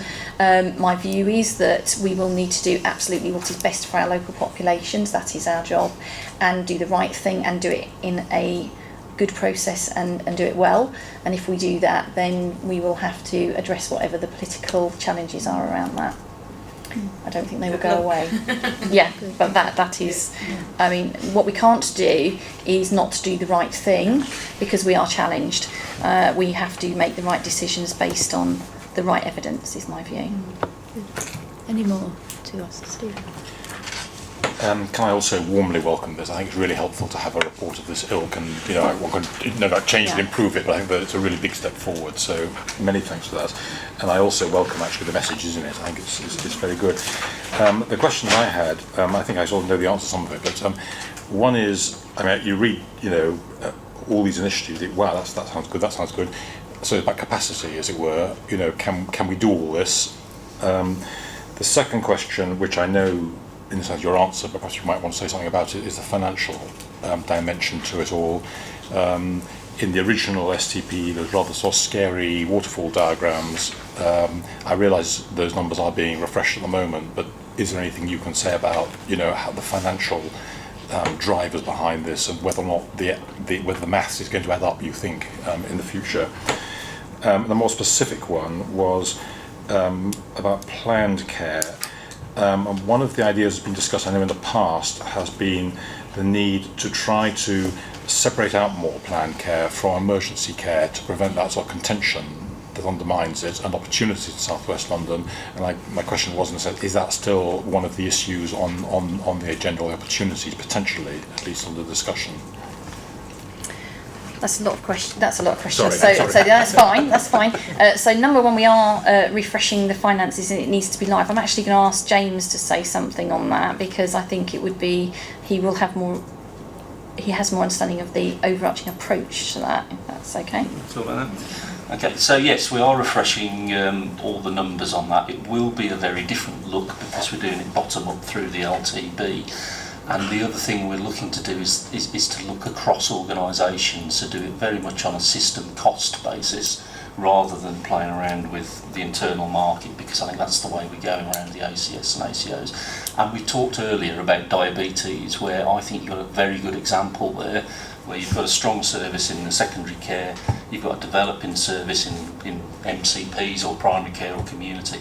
Actually looking across that as a system gives you lots of benefits in terms of both clinical sustainability, workforce sustainability and financial sustainability. So I think having a very different approach to looking at those will give us some financial benefits around that and help us balance some of the numbers and change some of the incentives, which is some of the other thing that we need to do. And James talked a bit about how tariff doesn't quite work in a number of different ways, both for and against organisations. I think the other thing that we will need to do is to make sure that when we're looking at our overall provider market, is that as cost efficient as possible across the system. And that's not going down the lines of saying that we need to close services or anything like that, but it is about thinking about how we work across the system within those services to make sure, again, they are clinically, workforce and financially sustainable. It's not going to be an easy ask by any stretch of the imagination. There's no more money coming down. We can hear in the news around some of the pay cap sort of being released, so any new money that does come, you would imagine, will get swallowed up like that. But I think what we have got to get is that mindset that within each system, this is the amount of money we've got to spend, and collectively as a system we work out how best to spend that. And I think it's an iterative process, so we're building a model that is bottom up, that says, you know, as a system, does it look like it's financially sustainable, and then we'll review that. I think taking a point in time is really difficult, because as we all know, there's huge amounts of assumptions built into that, and so the waterfall from a year and a half ago will look nothing like a waterfall for now, and it depends on what assumptions you have in there. And I don't think there was full system buy-in, I'm going to say this, to the original assumptions that were in the STP for South West London. So we need to get to a point where at least we have full buy-in to what we are assuming, that we have a real understanding of the impact of what we're doing, because some of the things that I think that people assumed would make lots of savings don't necessarily. So, you know, large configuration of acute services does not make a huge amount of financial savings. What it does do is it makes services more clinically sustainable and often better quality, and it's about making sure that we are very clear with people on, you know, what we are doing and what the impact will be. We don't know at this point whether or not that means that we can come up with a fully adding up system, and I'm sure that will be very challenging, and whether or not you can make it add up in numbers, but whether or not it's real is really important. So we will, I think, do an iterative process on that, and I think everyone needs to understand it and own it. On the planned care bit and separation of planned and urgent care, actually South West London's already done a little bit of that, and the one that makes the biggest difference is actually orthopaedics, and there's already a separation of that with the elective orthopaedic centre for South West London, which has fantastic outcomes and is a really good model, and that's a really real positive for South West London. When I talk about consolidation of services, that's what I mean, is we need to look at where are there particular service lines that actually would work as consolidation. There's not a lot of evidence that actually separating out all planned care does achieve that, because actually it's for particular specialties where you get high volumes or and where you actually need to consolidate for clinical reasons, and I think we need to identify those and then do the work and consult and talk to people about that. So rather than talking about hospital sites and planned care centres, I think it's about identifying those service lines where actually it makes a good clinical argument and it's the right thing to do, and we do that with people and talk to them. And actually a really good model with the South West London Elective Orthopaedic Centre, and we ought to follow that where it makes sense, would be my view, and that's the way we will take that. But I think you can go too far down the line of just talking about let's just separate it without understanding what that means and having the real detail behind it, would be my view. What was the other? There was one more and I've forgotten what that was. That's probably capacity. Have we got the capacity? Well, really good question. We probably haven't got the capacity in the NHS to do everything that we need to do generally. I think that's a fair comment. I think we need to prioritise. We do have a programme team that works at a South West London level. What I have done with that is now by, when is it, the end of September, all of the external consultancy that was in there will no longer be in that. So we will make some efficiency savings from that. We've got a new programme director starting today, Karen Broughton. One of her first jobs is to make sure that that team is focused on the things that we need to deliver and to release support to the local transformation boards. We want this to be a locally driven piece of work. So a lot of the work that people are doing locally anyway is part of it, but we need to make sure whatever resource we have across South West London is focused in the right way. I'm not going to suggest we absolutely have the resource to do it, but I think if we focus as much of what we have into the right things, at least we will start to see some of that deliver. Okay, thank you. James? Is it probably...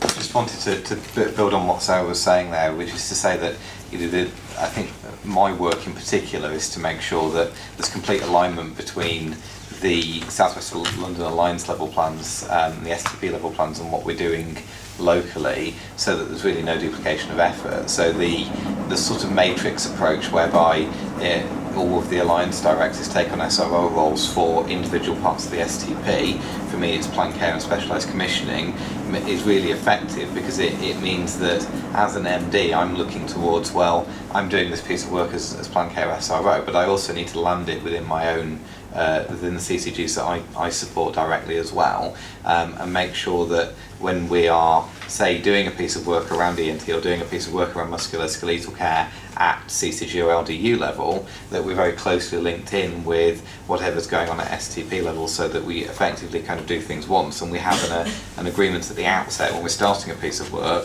about how much is going to be sort of centrally coordinated or locally led. So that kind of process of coordination and making sure that everything lines up, I think it's one of the main things that certainly I find myself spending my time doing. I think it's very valuable because there's a discussion worth having about everything, about what's the most effective level that it should work at.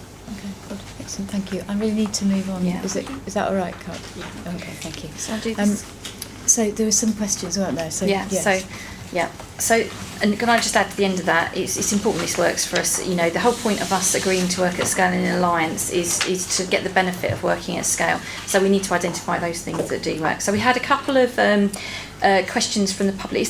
Is it M Squires? Is it Mike Squires? So he's obviously not here at the moment. So what I was going to suggest is he's asked a couple of questions on how we have engaged around the STP, and we've done some written answers which are available. So I'm not actually going to go through them. We've got these in writing. I think we pass those on to Mike, and if he's got any further questions, I think we'll be happy to answer them if that's okay. Exactly. Thank you. Thank you very much, Sarah, for that update, and thank you for the discussion. Shall we just have a quick comfort break and come back in about 5 minutes? Thank you, everyone, for coming back promptly. So, on to executive report. So, James, did you want this? It's a short one, really, isn't it? Yeah. Do you want to say anything? There are a few extra items, and I think everyone's aware that there were very good reasons why I wasn't around when this was prepared. Yeah. So there are a few things that I should probably flag on top of what's written down. So just firstly around the work that we're doing to form a single LDU way of working that I previously briefed the board on. So we have continued to work with the staff on the way of having a sort of LDU way of working, a single management team serving 2 CCGs, and as we expect, we have identified a limited requirement to consult staff on some restructures to the management team of the organisation. It's mainly the sort of formal restructure is mainly within the commissioning directorate. Obviously it's a very substantial group of staff, and we're looking for an approach that builds on some of the strong work we started this year to work in many areas across Merton and Wandsworth. We are currently working with staff side representatives in the staff forum just to finalise the document and make sure that we've covered everything that we need to, but we expect to launch a consultation next week. We're commencing 18th of September. The consultation will be open for a month. Although the consultation only actually directly affects, the proposal will only affect a limited number of staff, the consultation document will be sent to all staff so that they can see where they fit in the overall proposed way of working. We're also continuing to work with colleagues at South West London Alliance, including James. There's now a project manager in place on our preferred option for the future main office location for the LDU. So previously I've said we're committed to keeping an office presence in both boroughs, but we recognise that a large majority of the staff need to sit in one place, and that's just so we can provide effective management and leadership, and we're continuing to work on that. In the interim, we are having discussions with the GP Federation about hosting a limited number of their staff at this office. As they take on the CAS service, they're taking on a larger number of staff that they can't currently accommodate at the Bolingbroke, and given that our options for the future may involve some co-location with the Federation, it seems sensible to take some short-term measures that mean that they don't necessarily have to go out and lease a new office. So we're working with them and NHS Property Services on that. In terms of the CCG's sort of more formal way of working and its structures and governance, we had a seminar on the 5th of September. I wasn't able to attend. It was a joint seminar with Merton where we looked at changes that we would require to both the Merton and Wandsworth CCG's constitutions. Thank you to all members of the board for their contributions to that. Locality engagement is now underway, and we expect that to come to the next governing body for agreement. I think that's a really positive step forward because it formalises both our way of working with the wider South West London Alliance on a number of areas, including a committee in common, which we expect to be used for the first time to look at the refresh of the effective commissioning initiatives in November.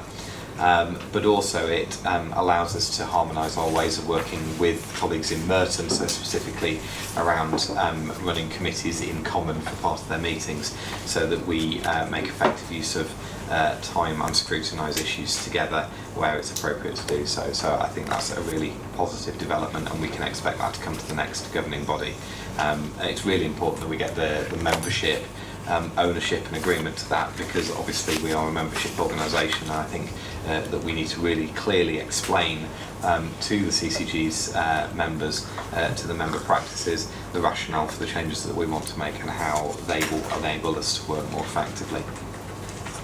Just want to talk a little bit around St George's and some of the ongoing operational challenges at St George's. Now, a lot of this is covered within John's report. I think that what I particularly wanted to flag is that we've now agreed to have fortnightly exec-led meetings with St George's, particularly focusing on their elective pathway and referral to treatment issues, and they are going to be held jointly with the two regulators, with NHS England and NHS Improvement. I think for me this is a really substantial step forward, because it means that we've got really integrated assurance around the most sort of substantial operational issue that's ongoing at St George's, and means that we can have a sort of single unified sort of joined up approach towards assurance of St George's on this issue across the system. I think what I would particularly note in John's report and really highlight to the board is that we now are, sorry, I've just lost my notes, we've now begun to put in place as an LDU independent measures to safeguard effective choice and provide and start to address some of the access issues and provide alternative options where very long waits continue to exist. So particularly with what we're doing around ERS capacity alerts, and we've also been using some additional funding from NHS England to help St George's with dealing with some of their very long backlogs, particularly in ENT, and are now mobilising an initiative around that. So I think it's very positive that as commissioning organisations we're sort of really now in a position where with St George's agreement we're able to really take control and start to address some of those patient experience issues. In terms of planning, we've now started the 2018-19 planning process, detailed in Sarah's report was that much of the commissioning intentions work will be undertaken on a South West London Alliance basis. I think commissioning intentions will be a combination of Borough and Merton and Wandsworth and South West London Alliance wide plans. As well as working very closely with the Alliance, we're also looking to use the Local Transformation Board so that when we do commissioning intentions this year, as well as being a commissioning plan, they also basically constitute a jointly owned transformation plan for 2018-19, which is driven by what we need to achieve collectively as a system, not just what we want to do as a commissioner. So I think that this is where the LTB begins to be a really strong structure, because it means that we can say with our partners in community and social care and acute care and mental health services, these are the things that we want to do. These are the overall collective challenges that we face, and this is how we hope that these things will address them. I think it's also worth saying from a planning perspective as well that Wandsworth's Better Care Fund plan for 2017-18 was submitted on the 11th of September. Now this is a bit of an odd one. All of the assumptions in terms of the planning assumptions around the pooling of funding, what's in the section 75, how the mechanics of the Better Care Fund work, they were all really set for us at the start of the year as part of our annual planning round, because they needed to be set at the start of the year. We didn't have the guidance in order to be able to produce the Better Care Fund plan document. As we've gone through and produced that document, we in Wandsworth, London Borough of Wandsworth, haven't identified any areas where we've really needed to change any of the assumptions that we made at the start of the year. So most of the schemes under the Better Care Fund represent a continuation of previous years' schemes, but we will circulate the submitted Better Care Fund plan for reference to the board. Should we forget you going on to the next page? Okay, so if I just finish finally the strategy piece. So the Local Transformation Board, which has been referenced, has now met 3 times. It's chaired by Nicola. I think the key thing to note with the Local Transformation Board for Merton and Wandsworth is that it's a very new construct, and we need to give it time to bed in and start to establish a way of working. So it is, I think, probably the fairly new for Merton and Wandsworth partners to be thinking collectively in that way about health and social care system transformation. It's performing, I think, a really important role already in terms of overseeing our emergency care and planned care work streams, which are the basis of our plan for 2017-18. It's undertaken the task of the sort of refresh work that was highlighted by Sarah in her report, and also refreshing the financial assumptions around what the next 3 to 5 years look like for the Merton and Wandsworth health economy. But at the last meeting we also started to have a discussion about some of the how we needed to change some of those kind of systems and incentives and start to move towards a sort of accountable care model. We had an external presentation about some of the work that's been taken in other places. What we're really looking to do for 2018-19 is focus very much on the service transformation, so say what are the things that we want to transform together, but then be in a position at the LTB to have a conversation which is where do some of the ways that we work stop us from doing this effectively, and therefore where do we need different collaborations between providers, or where do we need different collaborations between providers and commissioners in order to change the way of working, and in order to ensure that we incentivise and the pace and scale of transformation that we're really looking for. Those were the sort of extra areas. I was going to go on to what was in the written report, but I think, Sarah, you want to... So yeah, I just think, I know that the governing body, the board, is aware that of the outcome of the election or re-election of the current chair, but I think it's right that I take this opportunity to congratulate Dr. Nicola Jones on being re-elected by the membership as the chair, and I think that we would all support Nicola going forward, and what a fantastic outcome in the respect of the number of members that took part and supported Nicola in her position as chair. So I'd like to congratulate Nicola on behalf of the governing body. So thank you. So I'm interested to read that over 116 people voted for me, so thank you to the 117 GPs who voted. Thank you for your support. I look forward to serving you. It's like North Korea, isn't it? Well, I really hope it's still going to be. I never miss an opportunity for hyperbole. Thank you. Okay, that was it. Good. Okay, let's move on.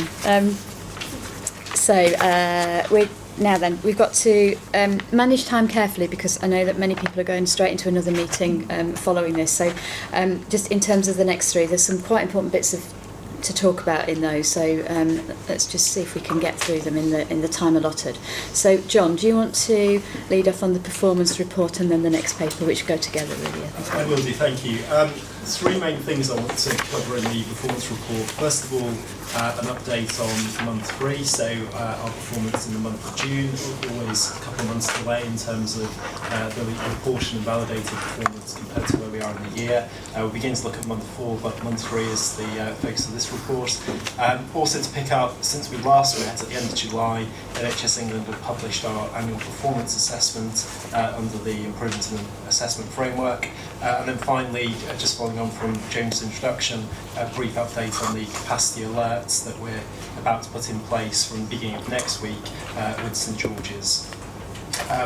Also just to note that we've, back in August, agreed a new format in terms of reference for the Commissioner and Provider meeting with St George's, which I think moves that meeting on considerably, in that it has now a much broader representation from all significant commissioners around the table, and a commitment from St George's not just to deal with the exec team but also general managers in the service areas where it's relevant for us to be talking to them. So cancer, for example, it's very helpful to get that level of detail in those meetings. The second of those meetings, those now monthly meetings, takes place next week.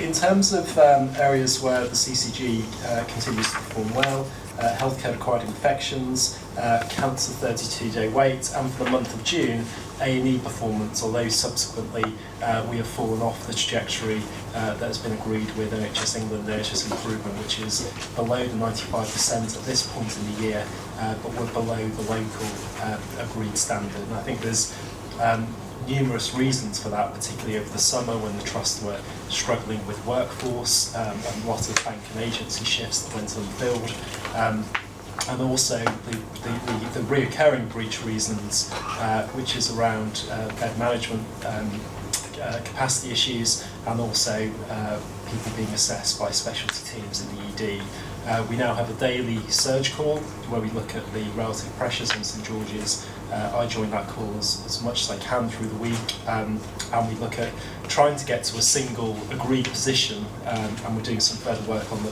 DTOC element of that, the delayed transfers of care, to make sure that we agree the right group of people that then need subsequent focus and escalation with, for example, local authority colleagues. And I think we're on the cusp of further improving that process.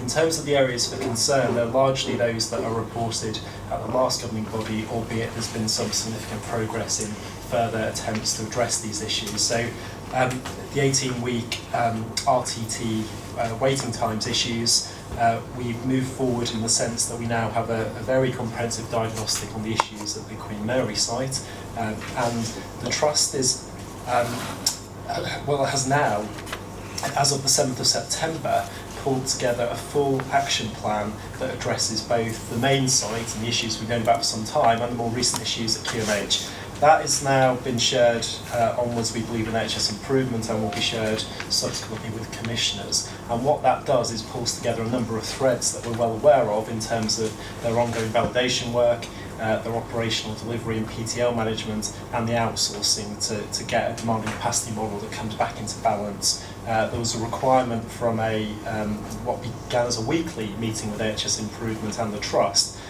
for the deadline of the 7th of September. So to the best of my knowledge, that has been delivered on time and will subsequently be shared with commissioners for further assurance, and as part of the new fortnightly meeting that James has already mentioned.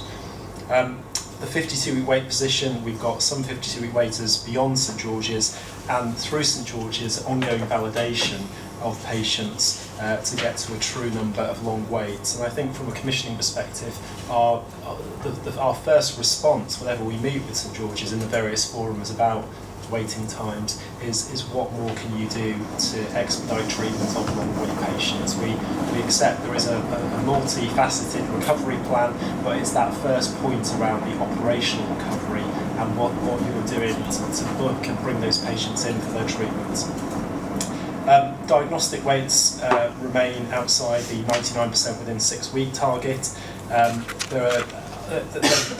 There's only a couple of tests that are significantly impacted at St George's, but nevertheless it is driving down performance and giving a poor experience for those patients who weight beyond that target.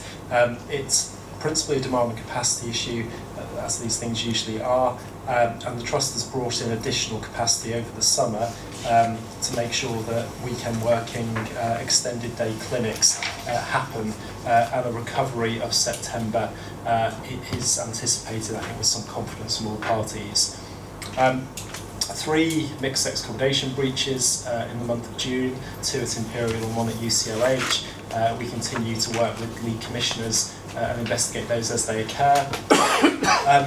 The cancer 2-week weight position significantly deteriorated over the summer, driven by 2 main factors. A number of workforce issues that impacted the Trust simultaneously, both in terms of the 2-week booking office, the administrative function that processes those referrals, and also the clinical capacity to see those patients who were delayed already by a blip in the a several-week blip in the ability of the Trust to process those referrals within the first couple of days of receiving them. There's been a number of pieces of work done to both improve the administrative processes and the resilience of that workforce, and also to ensure, again, much like the diagnostics, that additional capacity has been made available over the course of the summer to address that. And again, there's a whole recovery plan which has been shared in summary with NHS Improvement and with commissioners, and we're confident of September again being the month where the 2-week weight standard is sustainably achieved. There's been some knock-on impact on 62-day weights, and the Trust is working to ensure that's minimised as far as possible. Finally, in terms of IAPT, Wandsworth has had some issue with access rates since moving to a new provider earlier this year, but particularly in terms of the recovery rate at month 3, that was down to 40.9% against the minimum national standard of 50%. We've got a further meeting with the Trust on Friday this week, and we met with NHS England and their intensive support team last week to talk about options and approaches to improving this. We think there are various reasons why that recovery rate has slipped. A new workforce from the service mobilisation and the cohort of patients that the service accepts being of moderately higher need than many other IAP services. I'll carry on through the other parts of the paper, then stop for questions. The next subject is the electronic referral system. So working with NHS England, we've agreed to be a pilot following initial pilot a couple of years ago in outer North East London, to have capacity alerts on several specialties on St George's. So when GPs or others look to make a booking through the electronic referral system for ENT, general surgery, dermatology, plastic surgery and gynecology, they'll have a number of warning messages which highlight that the wait at St George's might be significant, and and identifying what's called good capacity alerts, which are definite options that are checked on a weekly, if not daily basis, to make sure that capacity truly exists, that directs GPs to other possible opportunities to discuss with their patients, and they're both NHS and some independent sector at NHS tariff options where patients could be treated sooner. The interesting evaluation in outer North East London was that where they had GP alerts, they had 38% fewer people referred into the Trust there for those specialties, but what they didn't see was a significant number of people going to the identified green capacity services. So places like Bart, which were themselves struggling a couple of years ago with RTT, were the recipient of some of those referrals. We're going to try very hard in South West London to make sure we don't replicate that. Quite deliberately, as part of the overall rollout of that initial pilot, GPs not informed, and then one day they saw a different set of screens when they tried to make referrals into Barking, Havering, Redbridge Trust. We've done, thanks to Nicola and colleagues, significant comms out to South West London GPs, particularly Merton and Wandsworth, to make it clear what this is and what they'll see. And we will perhaps do a final comms now that the start date of next week has been finalised.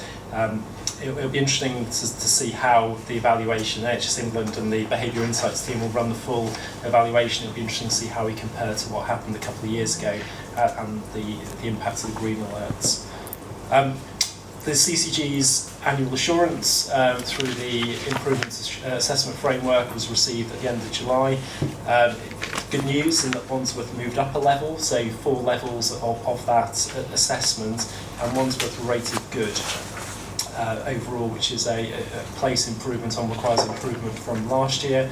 And the balance of the indicators, this is a very algorithm-driven assessment against a number of different measures of CCG performance and finance and leadership. It meant that we had 19 of those indicators in the top quartile and 7 in the bottom quartile, which is an improvement on that relative balance from last year. And of the 3 clinical priority areas that were reported at the end of July, dementia, cancer and mental health, you can see on page 6 and 7 of my report, again, the relative improvement against each of those. Some of these are relatively technical measures, but the headline measure is that broadly each of those, with 1 or 2 exceptions, have improved. I'll stop there for any questions. Excellent, thank you. Any questions on any of that? Carol? On the electronic referrals and green for someplace other than your local hospital, what discussion is there with patients about the implication of choosing to wait for George's or whoever versus going to somebody sooner? Is there a patient decision aid process in that? So it's entirely a patient choice. So all the alternative provision will be within 11 miles of the patient's home postcode, and relative travel distances obviously will be quite different depending whereabouts those are. But if the patient would choose not to take any of those options, then that would be entirely fine and their choice, and they'd be onward referred as per their decision to George's. I was thinking more of the clinical implications. If I choose not to go sooner but want to wait, how much clinical in perhaps it might be better to answer that as a clinician. It's probably not fair to ask John that one. So the answer is there is a patient decision aid. It's called a GP. It's a highly very expensive mechanism to help people to make hopefully the right choices for them. So do they? Every time someone agrees to be referred, because it's usually a partnership decision, that would hopefully always be in the context of a discussion between a referrer and clinician and the patient around why they're being referred, what they're hoping to get out of it, and likely time scale. Obviously, for different conditions, some conditions there may be a risk of something worsening or improving actually by giving it time. And so I can only speak for my own clinical practice, but I would hope that other clinicians in the room would equally feel that that's their job, I suppose. Is that fair? Yeah. And it's ultimately no different from the conversation that GPs have been and should have been having all along since Choose and Book was created, and that patient choice is part of our normal working. It's just the issues to be discussed in more detail now. There's a slightly different emphasis, I think. Thank you. Nikki? Can I just add a positive point for this is actually GPs might be more informed in helping the patients make those decisions, whereas before they might not be as aware of the long waits. Right. So now we would know. Thank you. Good. Okay, thank you. So can we move on to the next paper? Where are we? Finance. Found it. Thank you. Neil. Okay, thank you, Nicola. So I'll just run through the overall position to start with, particularly looking at some of the risk and mitigations around that. I'll then move into a little bit more detail around budget area. So if I take you to slide 5, which is page 76 of the pack, and also the summary report on slide 6. Just to report that overall we are reporting on year-to-date forecast outturn that we're going to actually hit our targets. Just to note, still a very early time of the year, so the data that's in here around acute is based on month 3 data and even month 2 around prescribing. So there's a level of uncertainty at this stage.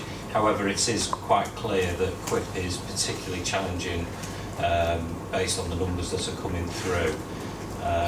But a lot of the programme is focused on the second half of the year, so clearly at this point in time, as I move on to the risk of mitigations, you'll see how we're assuming that some of that will come through. In terms of acute performance, it's driven by potential QIP underachievement, but also we are seeing increased activity, but also case mix issues coming through as well, which we're working through with the CSU to fully understand those issues. Continuing healthcare, though, is holding up quite, really well, and that's a real positive at the moment. The underlying numbers appear to be a little better than what we've got in the report. However, just to put that into context, that's on the back of significant growth that was in continuing healthcare previously. So I think this is just about more normalising the impact of what we would expect for our population, the level of continuing healthcare expenditure. So if we move you on to slide 7, so on page 78 of the pack, this risk and mitigation table here is really trying to capture in one slide where exactly we are, where are the risks, where are the mitigations. So the left hand side is what we're currently reporting in our position, and the right hand side is basically saying, so actually if things really did deteriorate, what are those further mitigations that we could put in place to address that position.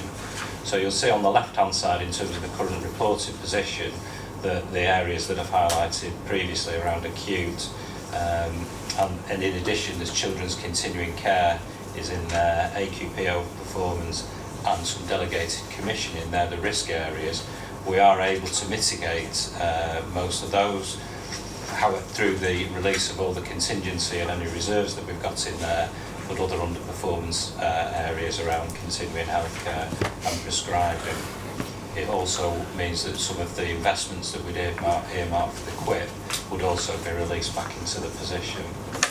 And then on the right hand side, it's basically saying to ourselves, so actually if the QIP really did deteriorate and didn't deliver to the levels that we expected, and in addition some of the performance continued along its current run rate, how would we look to mitigate that position?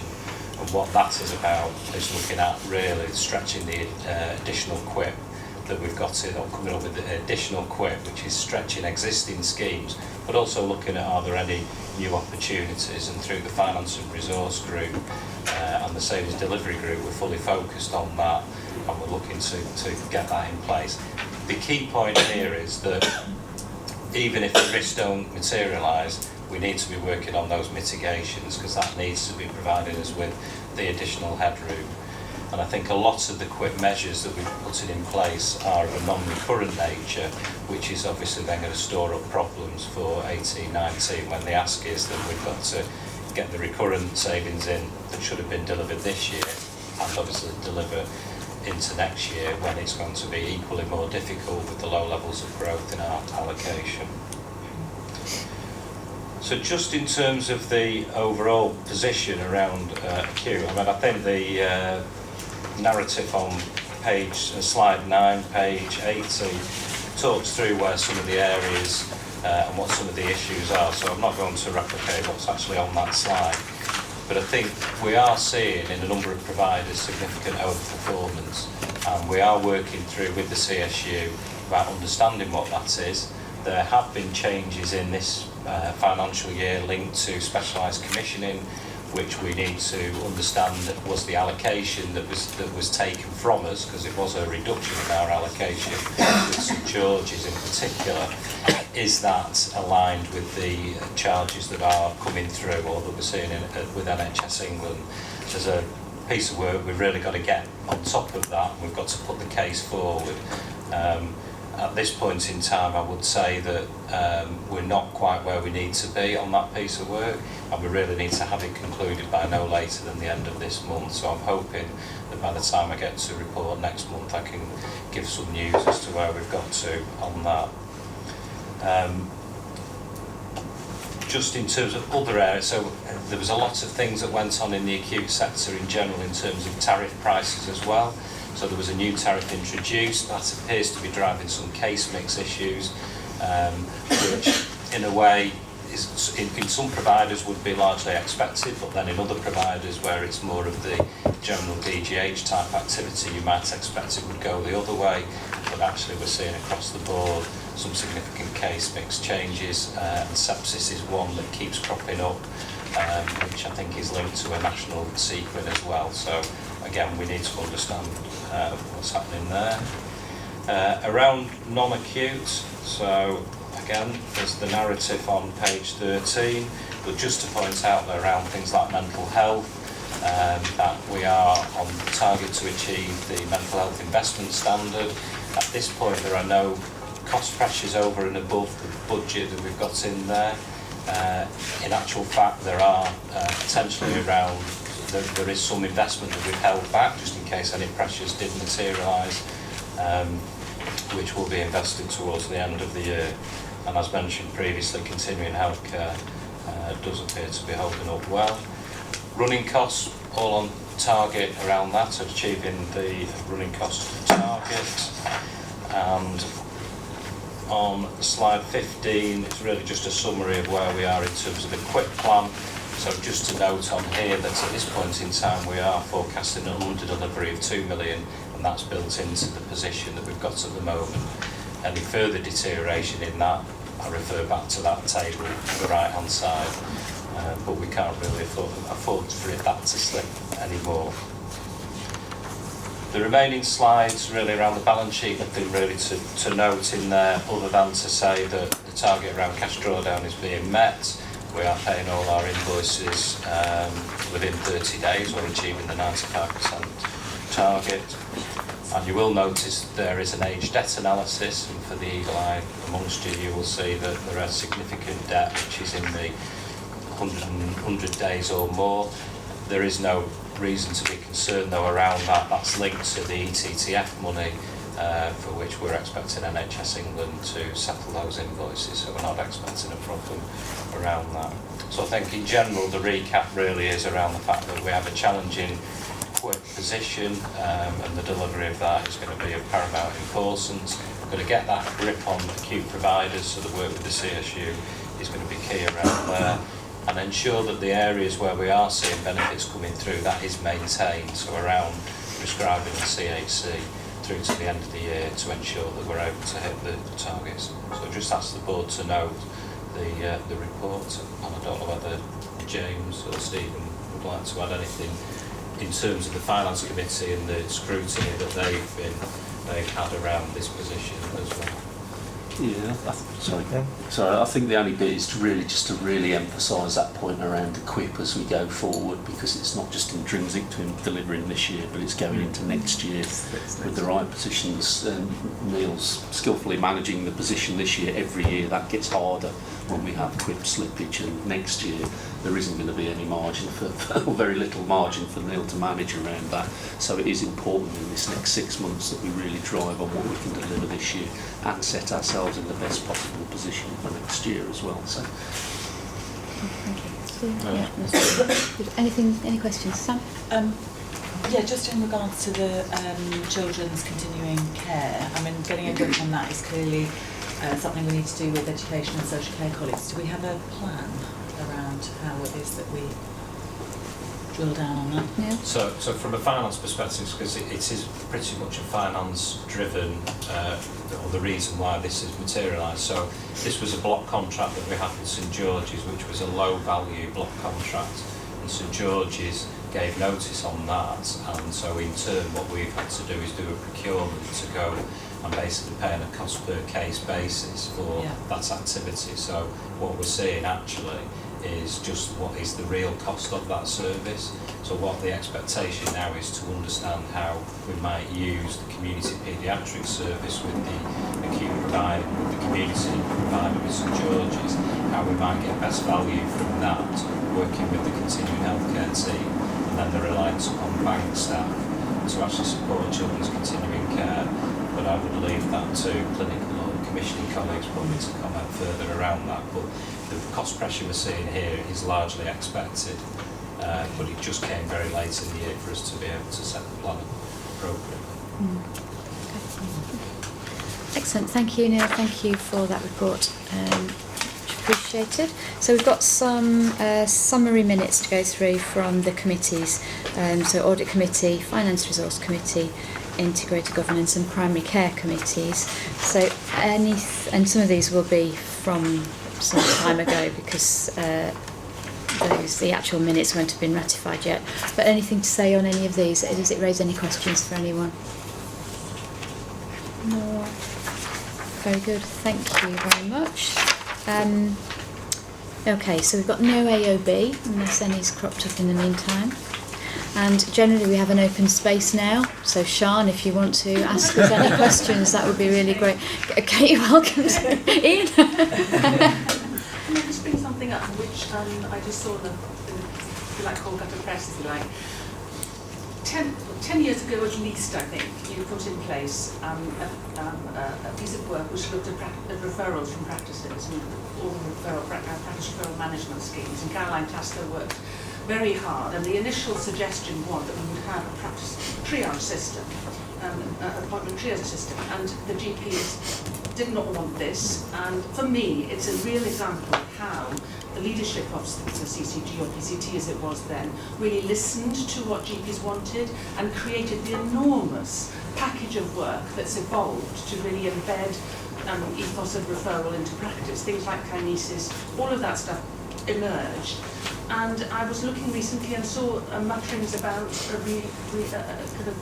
potentially that all CCGs might need to consider a referral management program again. I don't know whether that resonates, but for me, it feels like a blunt instrument compared to the wonderful work that's gone on in Wandsworth. Yeah.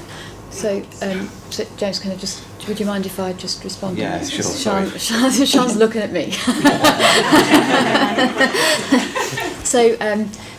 So you will see there is a lot in the press about this. Yeah. So this is a requirement from NHS England that CCGs kind of really look at this and look at the opportunities there are to make sure that clinicians are considering how to make better referrals. And make good quality referrals, which is what our referral management programme was all about. But there's some very specific stuff in there about how to make that live in practices on a week-by-week basis. So it's not about putting in place an overarching referral management centre which takes all referrals. This is about how clinicians in practices use the power of each other and their own practice teams to make sure that patients are getting the right care. So the implementation of that and the interpretation of that and how we do it is down to us locally, but there are some things that we are being asked to do which are quite specific, and we will look at what our membership has said to us in the past, and we've taken it through clinical leads already to look at what the options are through this. And there are some good things that we could probably achieve through this. We have had a similar scheme in the past. In fact, 2 years ago we did almost this identical thing and funded it, and the outcomes actually weren't that beneficial in terms of referrals, which is why we didn't do it again in subsequent years. But we'll look at what other areas are doing as well and set in place something which makes sense for people in Wandsworth. Lots of GPs don't do that additional work. No, indeed, yeah. Sure. So the evidence around referral management centres is mixed, and different people choose different ways of doing that, and some areas quite like referral management systems and the actual GPs often run them. It's not that they are always the wrong thing to do, but I think what's really important is it's to local determination, so it is a local decision. There's no national requirement to have a referral management centre. That doesn't mean all referral management centres are bad, it just means that there are different models, and it's what works for you locally. So I think think Wandsworth will be able to decide what its own model is, but I wouldn't want there to be a kind of view that all referral management centres are bad. It's just that there are different models and it's for local determination. This specific requirement is about peer review of referrals. Yeah. So there is a requirement around that, but it's not a referral It's management not a referral centre, management centre. except it's an in-practice version of that. But do you know what we'll do, what we always do, which is look at what we can do better through this. I'm totally reassured. Thank you. work to be done, guys. Good. Thank you. Okay, thank you very much to the board this morning for all your hard work. It's much appreciated, and we're going to move into part 2 of the meeting now.